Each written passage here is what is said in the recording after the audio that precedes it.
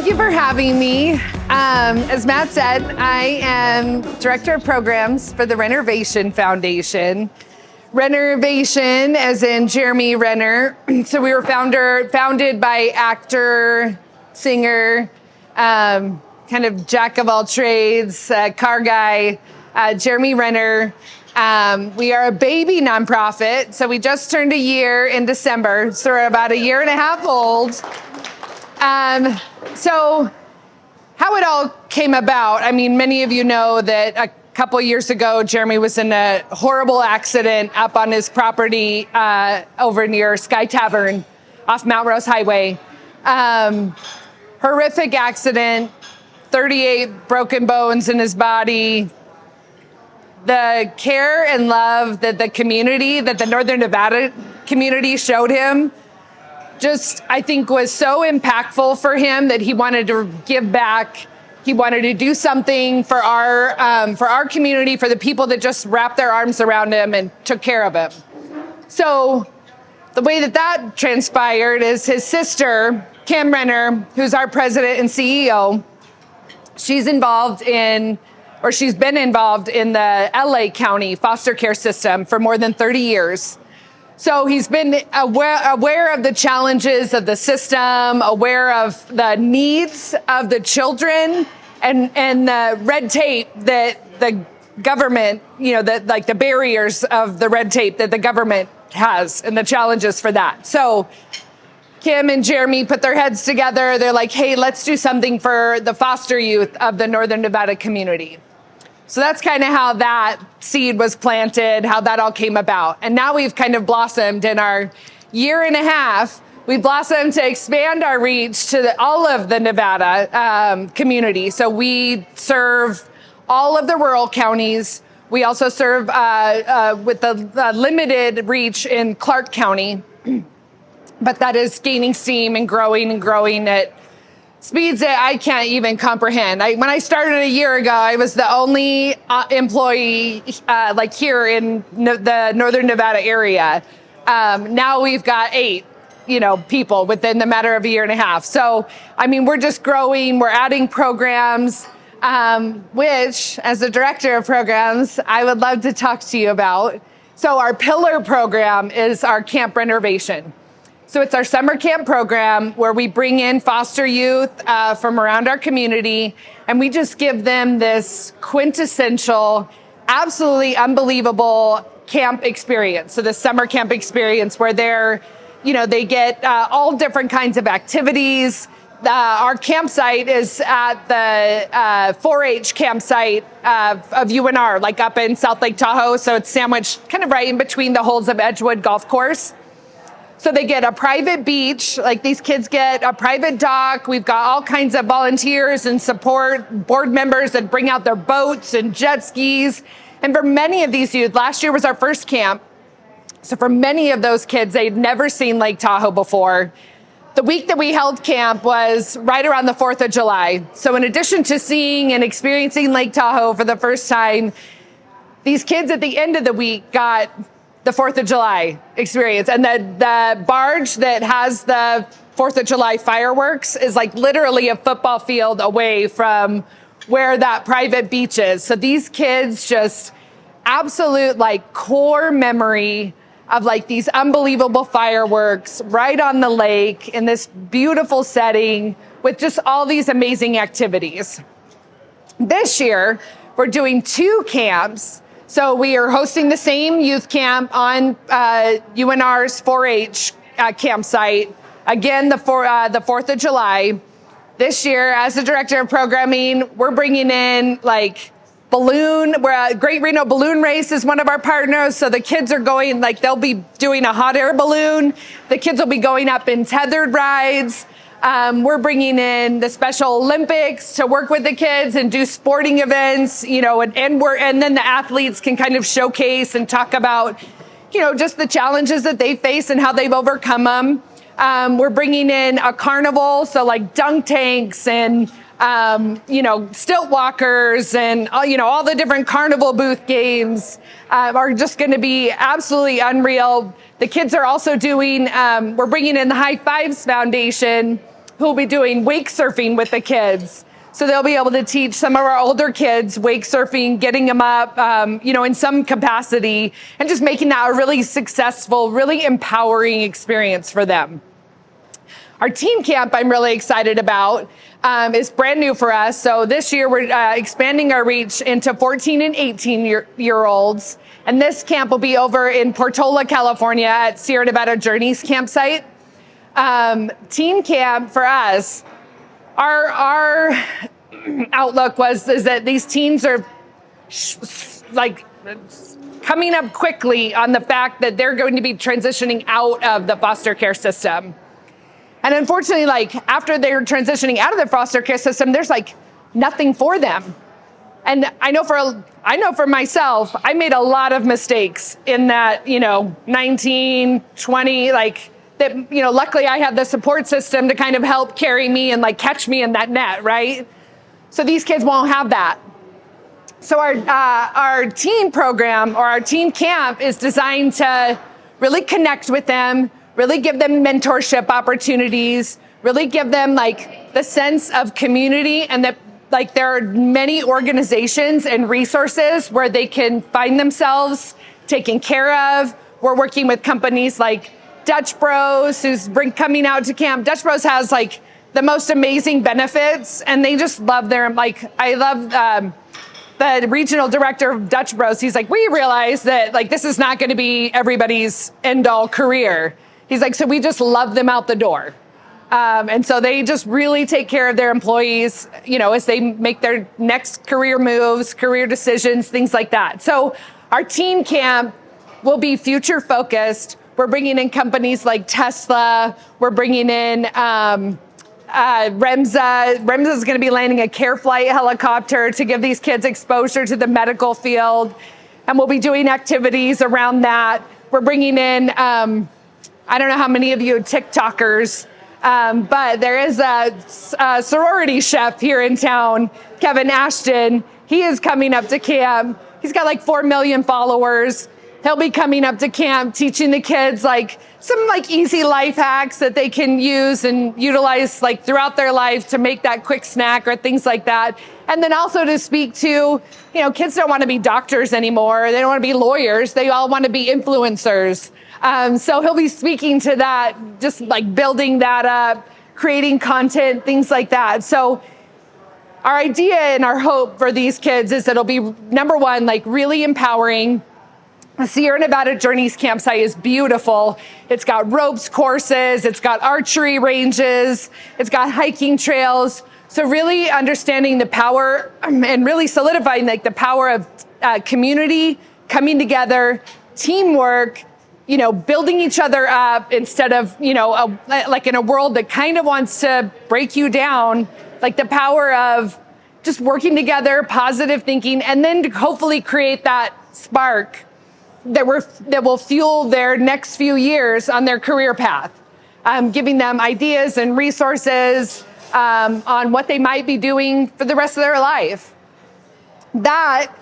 I want to use that teen camp to segue into one of our programs that we've just started, which is really important for mental health, things like that, which is our Pave Your Way program. So specifically for those kids that are transitioning out of foster care system, we've designed a program to help be that net. So kids can apply, or we can take referrals for those kids to actually come under our umbrella, come under our care with a case manager, and then they can basically, get job training. We'll connect them with Sierra Nevada Job Corps. We'll connect them with Panasonic's pilot program where they're creating, engineers. So we've got a lot of companies that we're working with. And then ideally for those candidates that qualify, we'll be working with them on a path towards independent living. So our phase 2 of the Pave Your Way project will be giving them apartment housing. So different apartment housing all across Reno, the Reno Sparks area, depending on, where they're living or where they're comfortable, working or things like that. They'll have an apartment that's totally furnished by a company or an organization that we're working with. And then, as they start, part of that qualification is they do have to have a job. They will be paying us rent, in a manner of speaking, to our organization, which in turn we'll just hold on to for them. And then as they graduate our program, we'll give them that seed money to go out and do, get their own apartment, get their own, and then kind of stand on their own 2 feet so that they can, just basically become like a wonderful part, like just this organization is right here, just a wonderful contributing part of the community, and giving back to the people that, to those that like they have given to them. So with that being said, any questions, comments? So what's the name of Jeremy's new book? Jeremy's book is called My Next Breath, and he's on a big media tour for that. You might have seen him on Joe Rogan, or he was on CBS this week. Yeah, he was on CBS Mornings or whatever. He was on Oprah's podcast yesterday. He was on Jimmy Fallon 2 days ago. So he's doing a big press tour, but I think like his thing is he's like, I didn't want to relive that experience, but I realized that it wasn't just my experience. First of all, it was the experience of all my family that was there, at the house on that day. And it was that experience for that next person who might feel like the odds are too much to overcome, healing or working through or whatever, overcoming that challenge. And he's like, if my story can help someone else, then I guess it's my duty and my responsibility to tell it. And so as crazy as it was, yeah, Carrie. I just had a question about how young do you guys accept the kids and how can they enroll them? Yeah, great question. So we accept kids ages 0. So if you're in the foster care system, we will serve, we get out, we work with Division of Child and Family Services of Washoe County. We spread our message, we spread our events. We've done different things with the ACEs. Wilbur D. May Museum just gave us a bunch of tickets. UNR Baseball just gave us 150 tickets. So we provide opportunities and activities, for our families. We do a really big event in December, Christmas event, very similar to the summer camp, where we give them, we work with the Virginia City Visitors Authority. We work around their Christmas on the Comstock weeks. And we basically bring these kids up and just give them this beautiful Christmas, like unbelievable experience where Jeremy's up there. He connects with the kids. Santa's up there. All of Virginia City is all in their, period clothing. They're out there walking the streets, visiting all the merchants. And last year was that one weekend where there was that crazy snowstorm. That was our weekend where we were like, we're not going to have anybody show up. We've got all these families RSVP, 400 families RSVP for this.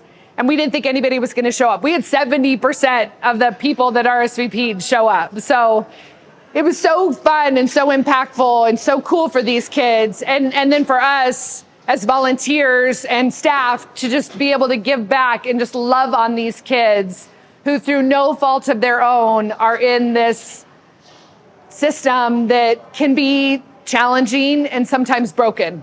I have a question. Sorry. Yeah.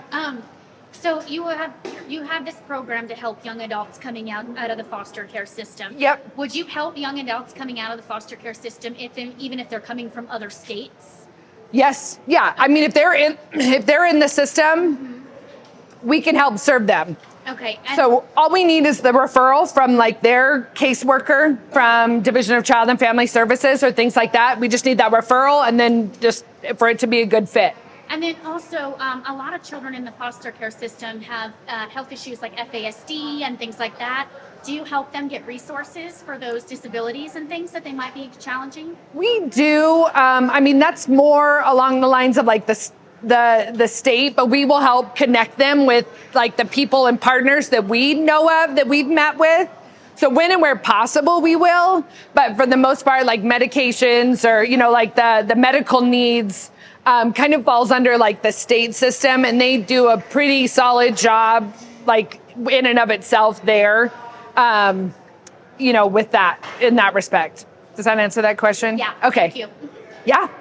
So for the other program that you were mentioning where you're helping with youth transitioning out of the foster care system, Yeah. would you all work with justice involved youth? With justice involved youth right now, like we just kicked the program off this last week. So we're still taking like client referrals and we're trying to match like the good candidates with our caseworkers.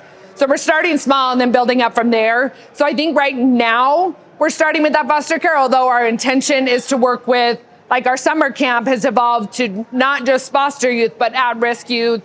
We've taken client or kid, child referrals from like the Boys and Big Brothers, Big Sisters, from Children's Cabinet, from various things like, various organizations like that who do have, kind of at-risk youth, where we can just kind of love on them and let them feel seen and heard. Any other questions? Yeah. Sure. So last year at summer camp, Christmas on the Comstock, I'll go back to that one. That was like our inaugural event. We served 200 kids at our first Christmas on the Comstock event.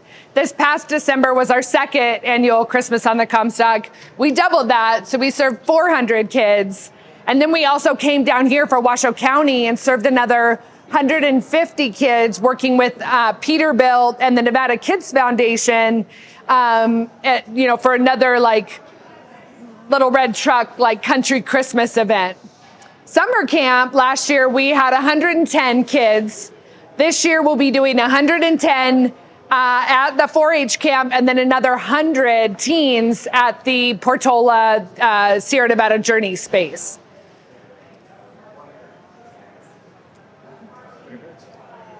Yeah? Are there any trauma-informed counselors or any type of integration that happens during these events? So our caseworker is trauma-informed base. She did come from Reno Behavioral Health Clinic, so she is, well-versed in some of the challenges, the struggles, kind of both ends of the spectrum. We do, our curriculum for the Pave Your Way is trauma-informed care and a trauma-informed curriculum. So yeah, does that answer that question? And then So when you give somebody such a grand experience like you're doing, and then they have to go back to reality, kind of like when we go on vacation and then we have to come back to reality, it's not fun. And having some type of integration process might be nice to say, okay, let's talk about it, the last few days.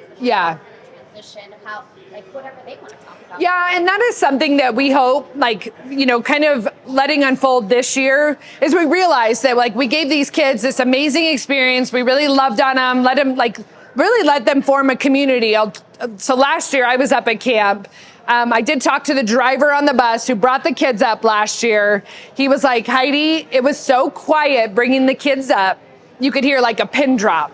These kids they were facing another transition. They didn't know who was taking care of them. They didn't know who was sitting next to them. It was a first time camp experience for 100% of these people. By the end, we did this talent show and the kids were rushing the stage, helping each other, sing, dance, all this stuff. They were signing each other's sweatshirts, signing each other's camp shirts. Jeremy was covered, his shirt was covered with kids' signatures all over it. The kids were signing each other's. It was just so cool, the power of coming together. But to your point, they've connected with these counselors, they've connected with these mentors. We realize and are working through that particular where now they just are supposed to unplug for the next year and then hope that, number one, that kid comes back, and number two, that counselor comes back. So we're working towards an ongoing mentorship program to where the kids can either come together, with their counselor or with their, kind of lead at camp and connect with each other, because I think kids understanding and forming that network and that community at an early age is so important, and then realizing the weight of that as they get older and how important that can become. But then also having that other adult member, I think we were speaking about CASA volunteers, the court-appointed special advocates, where, a lot of times that's like the only constant in their life is that court-appointed special advocate, right? So we want to help just create that outreach and just build that to be more and more people that care about them, resources where they feel like they can go to if they don't feel safe, given their foster situation or given the system or, adoptive situations, things like that. Did that answer your question? Okay.